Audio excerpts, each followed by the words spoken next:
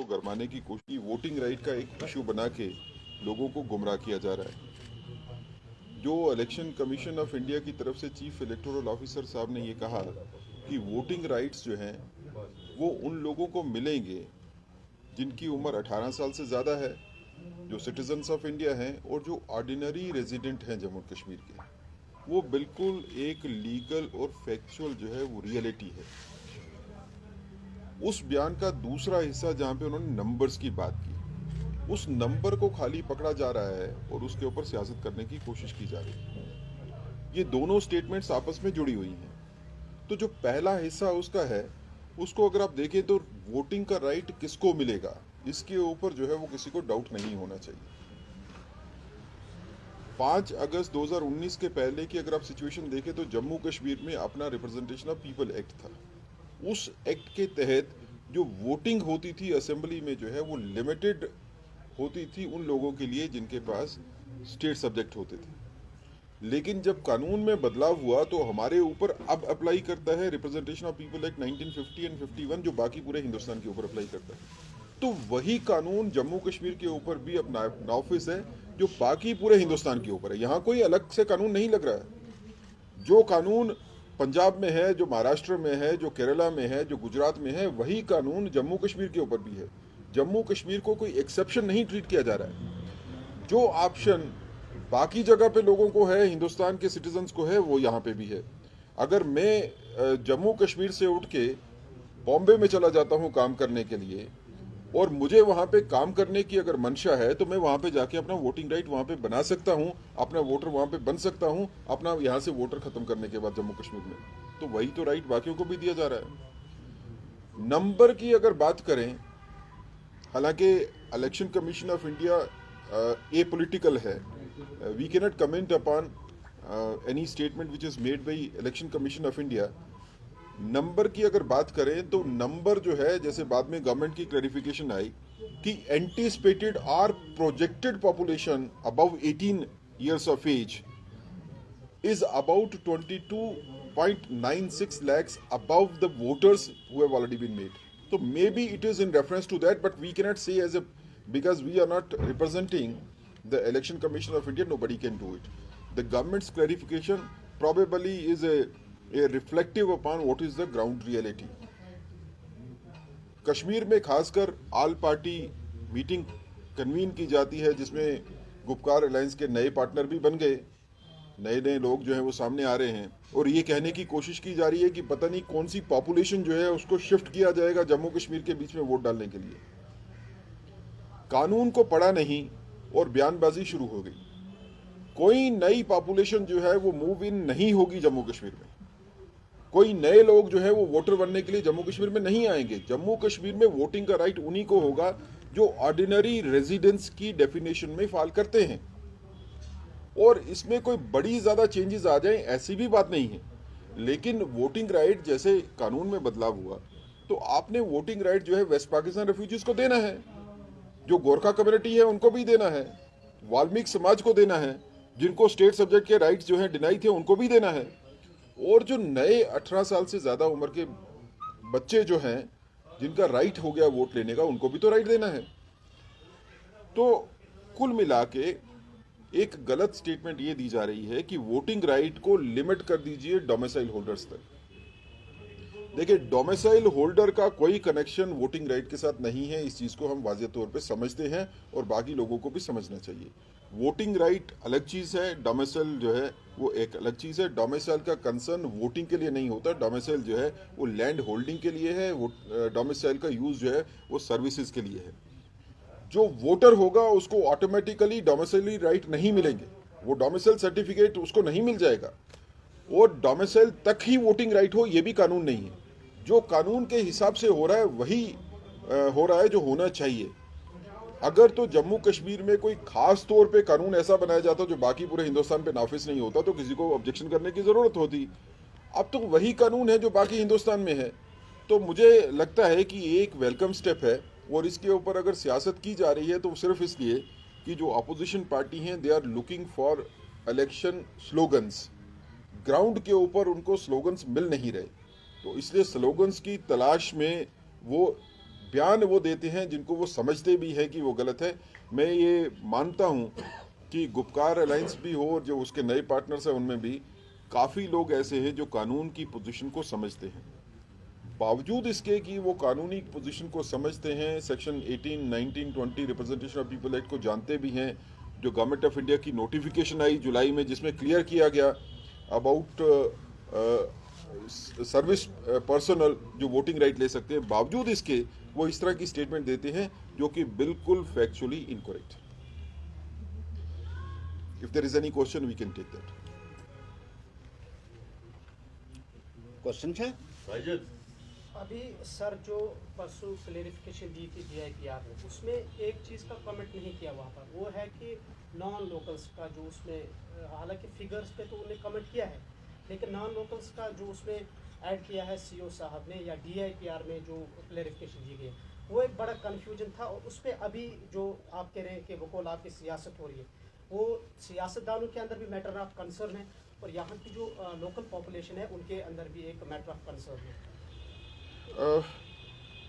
पहले तो इस चीज़ को देखिए कि लोकल और नॉन लोकल जो है वो रिप्रेजेंटेशन ऑफ पीपल एक्ट में कोई डिफाइंड नहीं है, ना ही इस तरह की कोई डेफिनेशन जो है कहीं पे इस्तेमाल हुई है। डेफिनेशन जो इस्तेमाल हुई है वो है ऑर्डिनरी रेजिडेंट। आप किसको लोकल कहते हो, किसको नॉन लोकल कहते हो, ये रिलेटिव टर्म है। अगर कानूनी तौर के ऊपर जो ऑर्डिनरी रेजिडेंट है, मतलब जिसकी मंशा यहाँ पे रहने की है, वो नौकरी करने के लिए होगा या बिजनेस करने के लिए होगा या किसी और पर्पस के लिए, कैजुअल विजिटर जो है उसको वोटिंग राइट नहीं मिलेगा। We are very clear upon this. अगर कोई आदमी कैजुअली विजिट करने के लिए यहाँ पे आया तो उसको वोटिंग राइट नहीं मिलेगा। जो एप्रीहेंशन है कि नॉन लोकल्स का मतलब है कोई फ्लोटिंग पॉपुलेशन होगी जो कश्मीर में आ जाएगी या जम्मू में आ जाएगी, उनको वोटिंग राइट मिल जाएगा, ऐसा नहीं है। कानून के हिसाब से जो ऑर्डिनरी रेजिडेंट है, जिसके यहाँ पे रहने की कोई वजह है, कोई वजह की वजह से वो रह रहा है, जो कैजुअल विजिटर नहीं है, कोई टूरिस्ट नहीं है या पिलग्रिम नहीं है, उसको वोटिंग राइट है। तो ये लोकल और नॉन लोकल का मुद्दा जो है, ये कोई नया मुद्दा खड़ा करने की जरूरत है क्या? महाराष्ट्र में जहाँ पे पूरे हिंदुस्तान के हर स्टेट से आके लोग बसते हैं, तो वहां पे वोटिंग राइट जो है कोई भी बना सकता है। तो क्या महाराष्ट्र में जब वोटिंग राइट बन गए बाकी सब के भी, तो महाराष्ट्र की क्या लोकल आइडेंटिटी खत्म हो गई? आज दिल्ली में चीफ मिनिस्टर कौन है? दिल्ली का चीफ मिनिस्टर है अरविंद केजरीवाल, जो दिल्ली का रहने वाला नहीं है, वो है हरियाणा का रहने वाला, लेकिन उसने आपको रजिस्टर करवाया कश्मीर दिल्ली में वोट बनने के लिए, तो वोट बना। अब अगर किसी की कैजुअल विजिट नहीं है, उसकी रीजन है कोई रहने का, तो उसको वोटिंग राइट लेने का हक है। जी, इसमें काफ़ी ज़्यादा फैक्टर्स है। देयर इज वन फैक्टर कि इसमें टाइम गैप क्या होती है। अगर कोई मुलाजिम यहाँ पर आता है, somebody is coming here for employment और एनीथिंग एल्स, जैसे सिक्योरिटी फोर्सेस भी है, तो उसमें टाइम लिमिट होता है। क्या आपको पता है कि कितने टाइम लिमिट में जो वोटर है वो यहाँ पर वोट डाल सकता है जो नॉन लोकल से? आपके क्वेश्चन के दो हिस्से हैं, we try to answer both of them. एक आपने पहले सिक्योरिटी फोर्सेस की बात की, तो जो नोटिफिकेशन जो है वो जुलाई में जो आई है, उसमें ये क्लियर है कि security forces personnel who is station in a peace station, peace area, he may have an option to opt कि वो अपनी स्टेट में वोट अगर रखना चाहता है तो रखे या कैंसिल कर सके, कहीं और करना चाहता करे। पीस एरिया कौन सा है?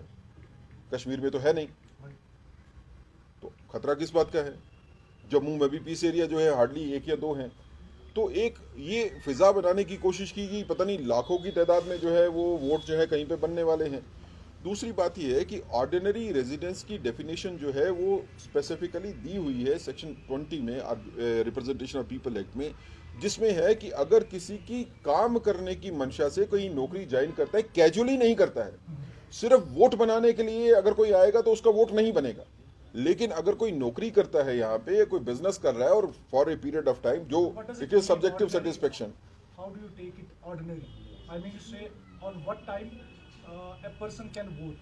that is if somebody is coming here for employment, तो उसको कितने सालों के बाद वो राइट्स? नहीं, देखिए उसमें रिप्रेजेंटेशन ऑफ पीपल एक्ट में ये डिफाइन नहीं है कि कितने सालों में है। It is to the satisfaction of the officer, the office of the Election commission of India, the directives which will be given by them, or the person who is registering them, he has to take a call that the person is here for a permanency or semi-permanency, so that he is not a casual visitor. We have to distinguish the person who is settling here and from a person who is working here with the person who is casual visitor here. Concern ये जरूर होना चाहिए कि casual visitor जो है उसके आने से इन्फ्लक्स नहीं बढ़ जाए। तो कैजुअल विजिटर का वोटिंग राइट लेने का कोई चांस नहीं है, लेकिन a person who is living here for से 2 years, 3 years, maybe 10 years or 15 years, to tell that you have no concern, you cannot cast a vote here in any state, that is not implemented possible. in the same area where disturbance is happening, like Kashmir, like place यहाँ पर तो काफी ज्यादा disturbance है, तो उसमें क्या non local को वोटिंग का हक होता है? ये प्रोसीजर में है। देखिए,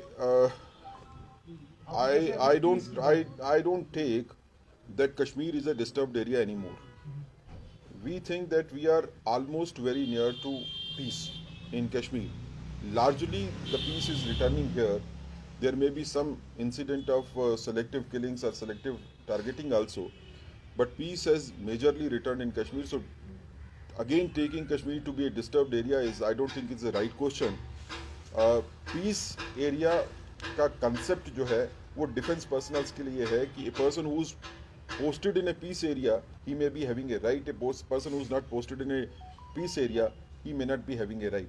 That is subject to understanding of the situation.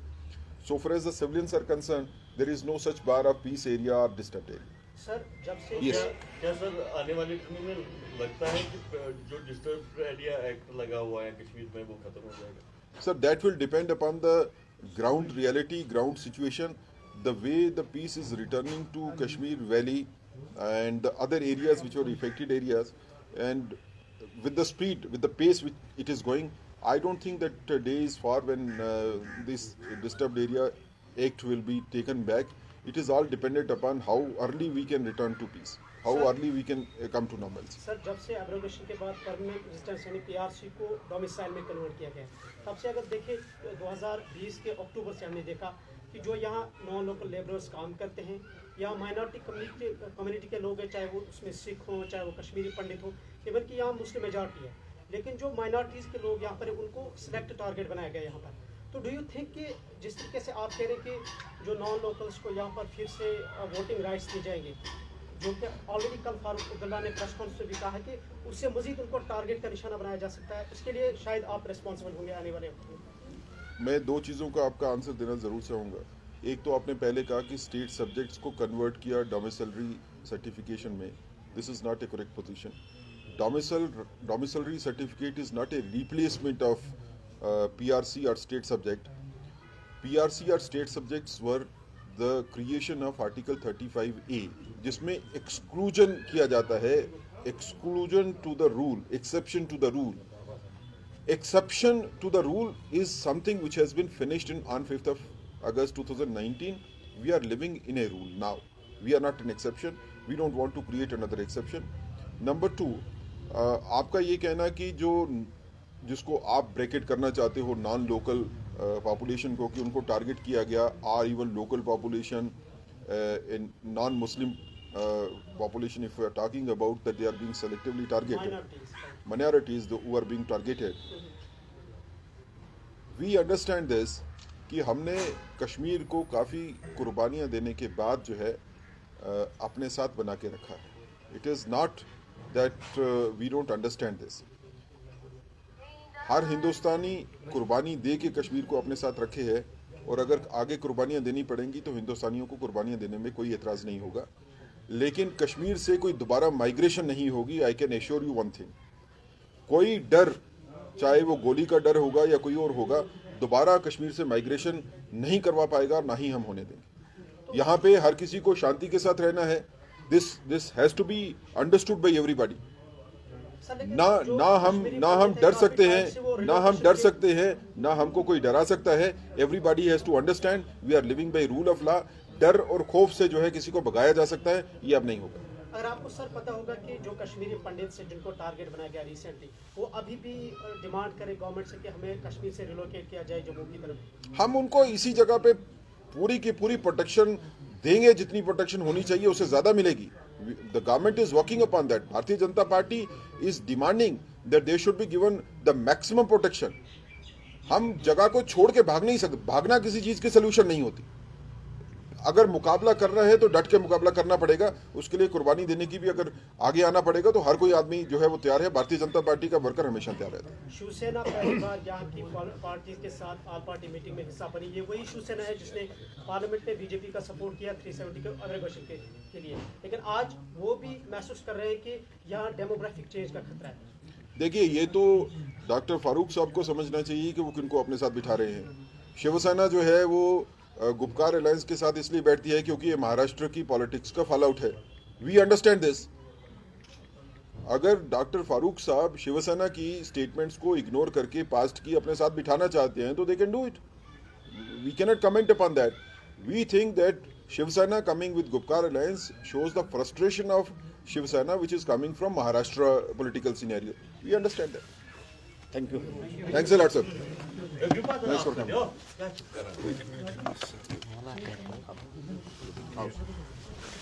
Thank you everybody.